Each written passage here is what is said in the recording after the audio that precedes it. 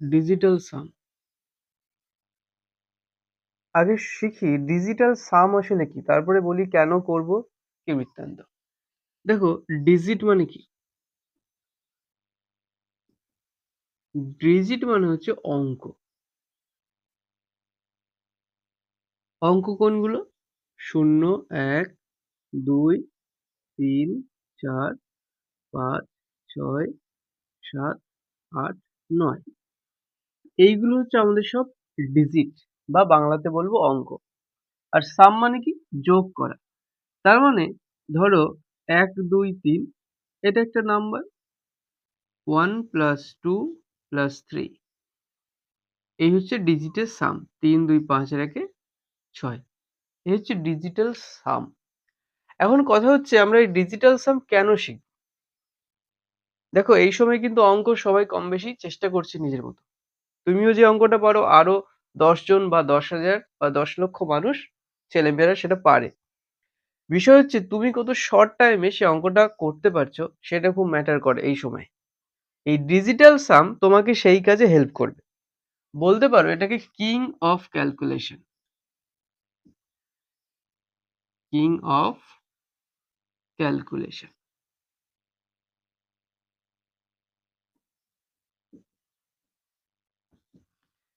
Digital sum কি? Digit গুলোর সাম করা, অর্থাৎ যোগ করা। এগুলো আমরা কেন করব? ক্যালকুলেশনটাকে তাড়াতাড়ি করার জন্য। অ্যাকচুয়ালি আমরা একটা কম্প্যাক্ট ক্যালকুলেশন করতে পারবো না, কিন্তু আনসারটা খুব কুইক বলতে পারবো। ইনফ্যাক্ট তুমি দেখেও বলতে পারবে। এই ডিজিটাল সামের কিছু বৈশিষ্ট্য আছে। এটা সবসময় সিঙ্গেল হবে। সিঙ্গেল বলতে কেমন? যেমন ধরো 285, 285 এটা একটা নাম্বার। এর ডিজিট গুলোকে যদি আমরা যোগ করি, 8 দিয়ে 10 5-এ 15 হচ্ছে। দেখো, এটাও আবার 2 ডিজিটের একটা নাম্বার।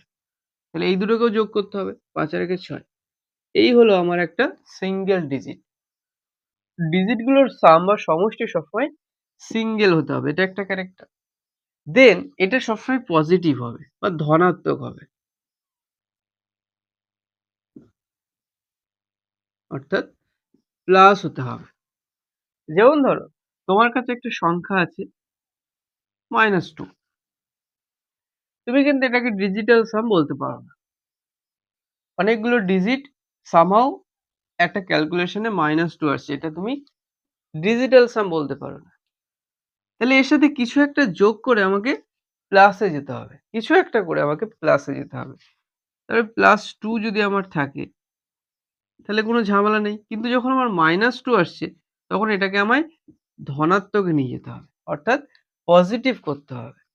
পজিটিভ করার জন্য কি এর সাথে আমরা কিছু যোগ করতে পারি? দেখো, যদি আমরা কোনো সংখ্যার সঙ্গে 0 যোগ করি, তাহলে এক্সট্রা আমরা কিছু এড করছি না।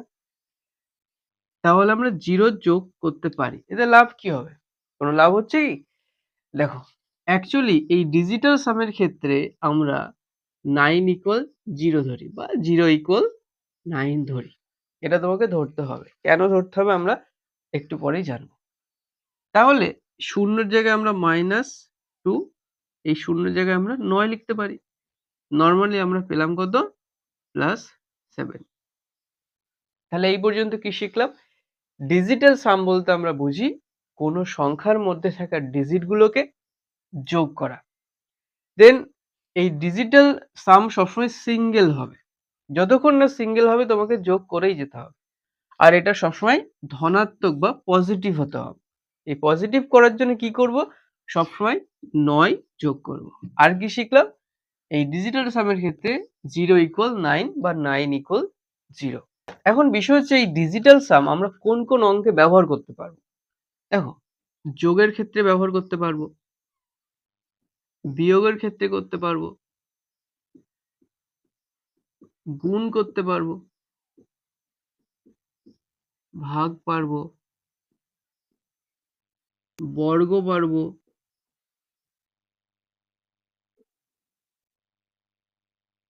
বর্গমূল পারবো,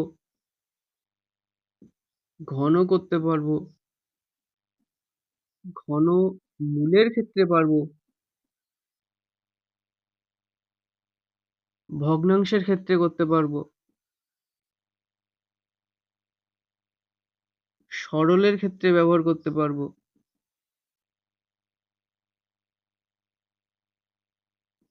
মোটামুটি এরকম সমস্ত ক্ষেত্রেই তুমি ব্যবহার করতে পারছো। দেখো, যোগ থেকে শুরু করে সরল পর্যন্ত সমস্ত ক্ষেত্রে আমরা এই ডিজিটাল সাম এই প্রসেসটাকে ইউজ করতে পারি। এখন বিষয় হচ্ছে কিভাবে ইউজ করব। দেখো, এর আগে আমাদের আরেকটা বিষয় জানতে হবে। 0 থেকে 9 পর্যন্ত ডিজিট গুলো লিখি।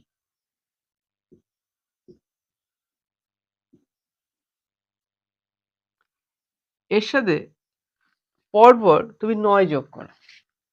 0 থেকে 9 পর্যন্ত ডিজিট গুলো আমি নিলাম। এবার সবার সাথে আমি 9 যোগ করি।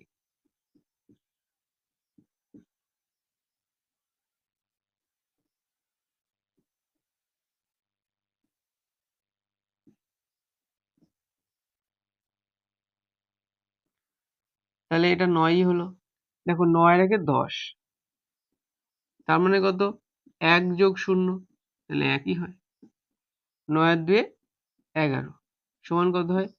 1 যোগ 1 সমান 2 হয়। দেখো, 9 আর 3 12 সমান 1 যোগ 2 সমান 3। 9 4 13 সমান 1 যোগ 3 ইকুয়াল 4।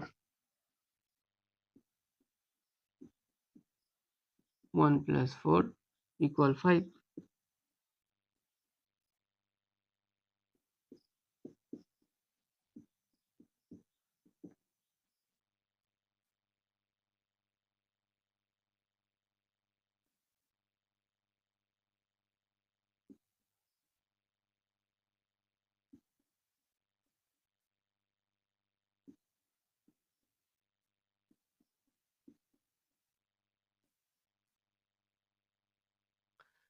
দেখো, ডিজিট গুলোর সাথে এই যে ডিজিট গুলো আমাদের আছে এর সাথে যদি আমরা 9 যোগ করি তাহলে শেষে কিন্তু ডিজিটাল সাম 9 আসছে। দেখো, এক্ষেত্রেও সেই ইনিশিয়ালটাই আসছে, 4 এর ক্ষেত্রেও তাই। এবার যদি আমরা ডিজিট গুলোর সাথে মাল্টিপ্লিকেশনের কাজ করি, এবার যদি আমরা এই ডিজিট গুলোর সাথে 9 এর গুণ করি, যদি আমরা এই ডিজিট গুলোর সাথে 9 গুণ করি তাহলে কি চেঞ্জ হয় দেখো।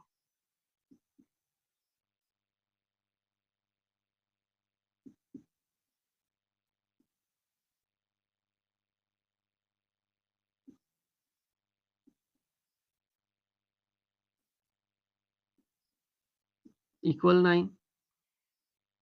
তুমি যত সংখ্যাই হোক বা যত ডিজিটই হোক তাদের সঙ্গে যদি তুমি 9 গুণ করো তাহলে শেষে কিন্তু তাদের ডিজিটাল সাম সবসময় 9ই হবে। 3 9 27, দেখো 7 2 9, 4 9 36, দেখো 6 3 9। এরকম ভাবে তুমি যত সংখ্যায় 9 এর সাথে গুণ করো না কেন তাদের ডিজিটাল সাম সবসময় 9 হবে। আমি শুধু এখানে মনে রাখবো 0 ইকুয়াল 9, আর 9 এর সাথে যে কোনো ডিজিট বা নাম্বার যদি আমরা গুণ করি সেই গুণফলের ডিজিটাল সাম সবসময় 9 হবে। আর 9 এর সাথে যদি আমরা কোনো সংখ্যা যোগ করি তাহলে তাদের ডিজিটাল সামটা সেই ইনিশিয়াল সেটাই হবে। অর্থাৎ 3 এর সঙ্গে যদি আমরা 9 করি ডিজিটাল সামটা 3 ই হবে। সেই জন্যে আমরা যেখানে কোনো অঙ্কে 3 প্লাস 9 পাবো আমরা ডাইরেক্ট লিখতে পারি 3 প্লাস 0 অর্থাৎ 3। এবার কোনোভাবে যদি কেউ যোগ করেও ফেলে তাও কিন্তু ভুল নয়, কারণ 9 3 12 হচ্ছে, তাহলে 12 মানে কি 1 প্লাস 2 ইকুয়াল 3।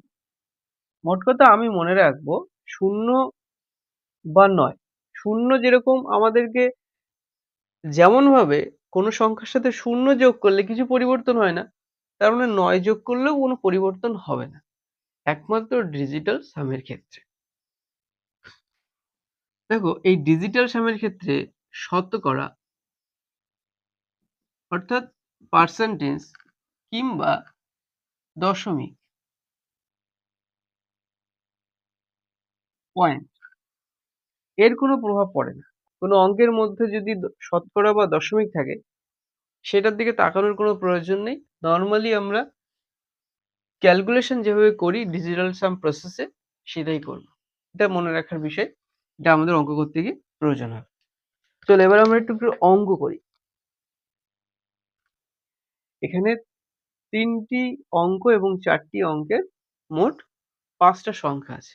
তাদের যোগফল তোমাকে বের করতে দিয়েছে। তুমি কিন্তু বাচ্চাদের মতো পাতিয়ে যোগ করতে পারবে আমি জানি। কিন্তু আমাদের তো এত সময় নেই। পরীক্ষা যদি দেয়ও তো বলবে আরে যোগ দিয়ে যে সহজ অঙ্ক পারে না ছেলেটি বা মেয়েটি। তো আমরা কিভাবে করব? দেখো, আমাদের ১ম কাজ কি হবে? একদম ফ্রেশ মাইন্ডে দেখো।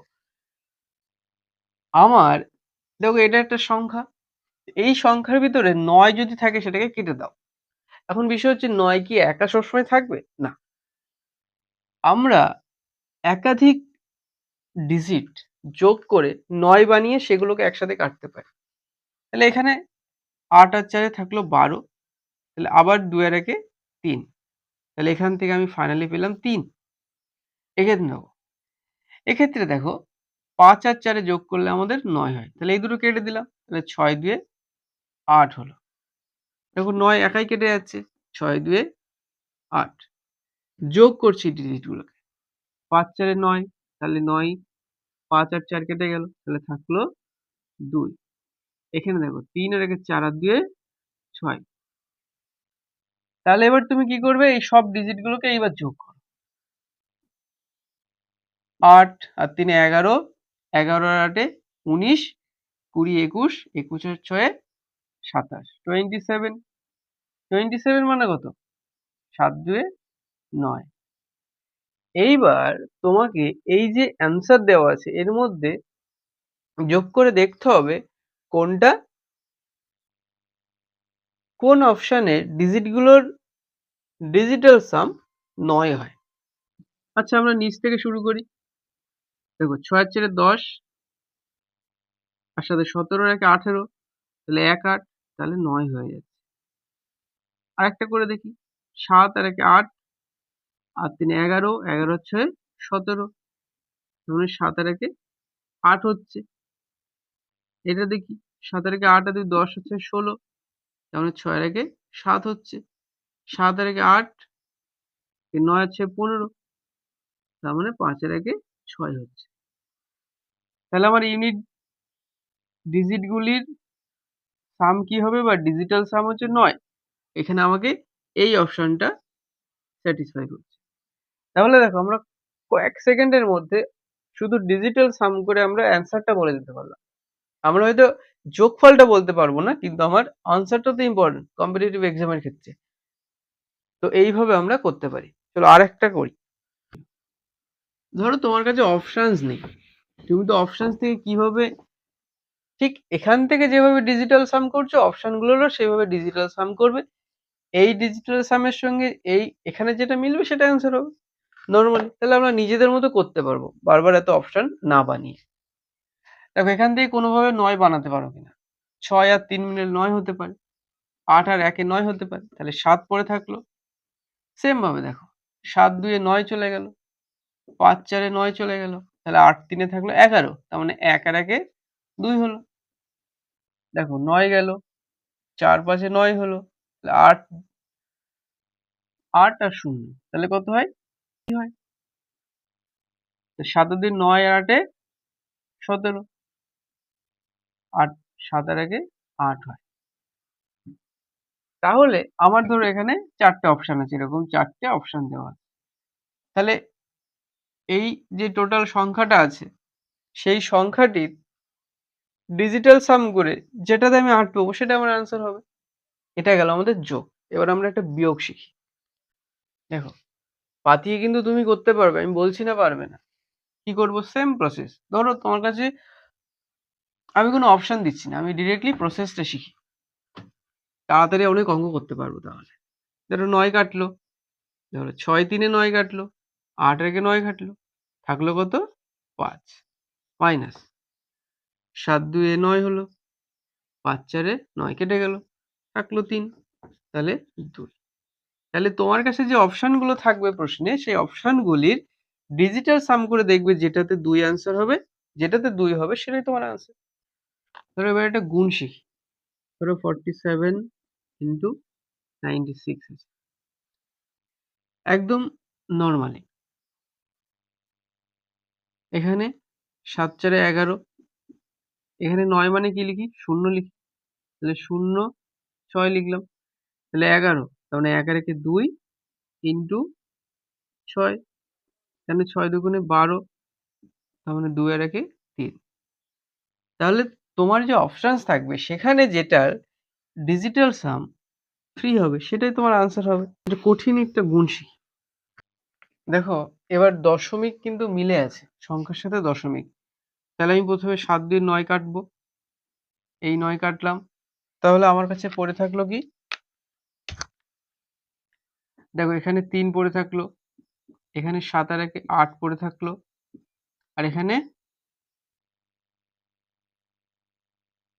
৬ ৪ এ ১০ আর ৮ এ ১৮। তার মানে ১ ৮, মানে ৮ আর একে ৯। আচ্ছা ৯ মানে আমরা কি বলেছি? ৯ মানে সবসময় 0। 0 দিয়ে যাই গুণ করো কি হয়? ০ হয়ে যায়। তাহলে তুমি এটাকে লিখতে পারো 9 অথবা 0। এবার তোমার কাছে যে অপশনস গুলো আছে সেখানে দেখো ডিজিটাল সাম ৯ আসছে না ০ আসছে। যাই আসুক সেটাই তোমার আনসার। এবার আমরা ভাগ করি। ডিজিটাল সামের ভাগ কি করে করতে হয় দেখো। ভাগের ক্ষেত্রে একটা ছক তোমাকে মনে রাখতে হবে। কি সেটা? ২, ৫, ৪, ৭, ৮ আর ৮। কিভাবে হচ্ছে দেখো, ৫ দুগুণে কত হয়? ১০ হয়। তার মানে কি? ১ যোগ ০ করে তুমি ১ ই পাচ্ছ। ৪ ৭ ২৮। তার মানে কত? ২ যোগ ৮ মানে ১০ পাচ্ছ। ১০ মানে কি? সেই একই হচ্ছে। ৮ আর ৬৪। ৬ ৪, ৬ যোগ ৪ তুমি ১০ পাচ্ছ। তার মানে সেই একই হচ্ছে। বাকি থাকলো কি? দেখো ৩ বাকি আছে, ৬ বাকি আছে আর ৯ বাকি আছে। এদের ক্ষেত্রে কি করতে হয়? চেষ্টা করতে হয় কোনোভাবে কাটাকুটি করা যাচ্ছে কিনা, ছোট করা যাচ্ছে কিনা। তারপরে সুবিধা মতো অ্যাডজাস্ট করতে হয়। এই ৩ টে হচ্ছে এক্সেপশনাল। এই ৩ টে আসলে একটু সমস্যা হয়। কিন্তু আমরা অঙ্কের ফিগার দেখে বুঝতে পারবো যে কোন পথে আমাদের যাওয়া উচিত। নেক্সট আমরা একটা অঙ্ক করি। 38982 ধরো 38982 ডিভাইড বাই বলছে 73। আমরা একটা অঙ্ক করি। সেম ৯ কাটো। তাহলে পড়ে থাকলো কত? ৮ ৮ ১৬, ১৬ আর ৫ ২১। তার মানে 21/73 মানে কত? 10, তার মানে ১।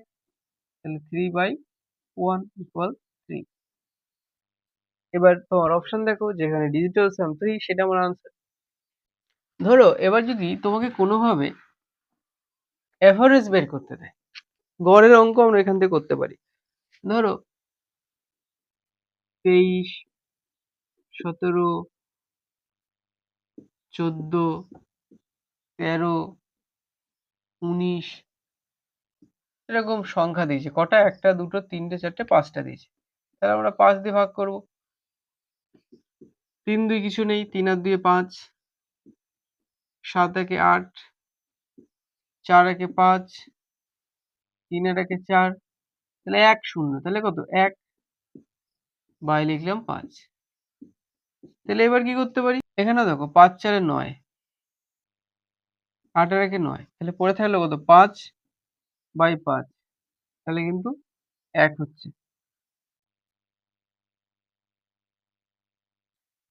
তাহলে আমাদের হচ্ছে ১, গড় হচ্ছে ১। জিনিস শিখবো। একটা হচ্ছে স্কয়ার আর একটা হচ্ছে রুট। ধরো 357 এর স্কয়ার করবা তুমি। স্কয়ার করা তো সম্ভব না, কিন্তু আমার কোনোভাবে কোনো একটা অঙ্কের মধ্যে চলে এসছে। তখন আমি কি করব? এইগুলোকে যোগ করো। আগে দেখো ৯ হচ্ছে কিনা? ৯ হচ্ছে না। তাহলে যোগ করে দিই। ৭ ৫ এ ১২ আর ৩ এ ১৮। তাহলে কত হবে? 8 এর একে 9, 9 স্কোয়ার, যাই করো 0, তাহলে ইউনিট দেখো 0 কোথায় হচ্ছে বা 9 কোথায় হচ্ছে। আবার আরেকটা বলি আমরা, তোমার পছন্দের মতোটা লেখো, 2, 5, 7 লেখো, তার স্কোয়ার, 7, 2, 9 কেটে দিলাম, তাহলে 5 থাকলো, 5 এর স্কোয়ার, তাহলে কত হয়? 25 হয়। তার মানে কত? 5 আর 2 7। তাহলে আমার ডিজিটাল সাম, অ্যান্সারের ডিজিটাল সামটা 7 হতে হবে। তাহলে সেটাই, সেই অপশনটা আমার স্যাটিসফাই করবে। এবার যদি আমরা রুট করি, স্কোয়ার রুট, এবার আমরা রুটেরটা শিখি।